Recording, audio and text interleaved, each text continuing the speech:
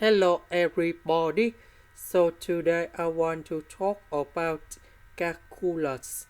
The topic today is about integration. So now I want to show you how to answer. We have the formula in here. Sin a squared equals to 1 minus cosine 2h over number 2. So we need to transform this one into this one, and we have like this.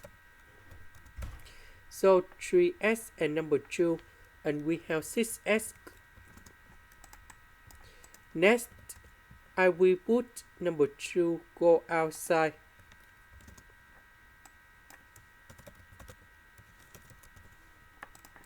The integration of number 1, we have s. The integration of this one, we have 1 over 6 sine 6s, and I will put the bounds from 0 to b over 3. And now we have the final answer.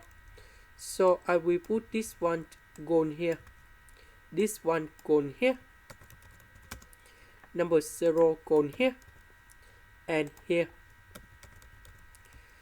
Now we need to simplify the numbers. And this one we have b over 6.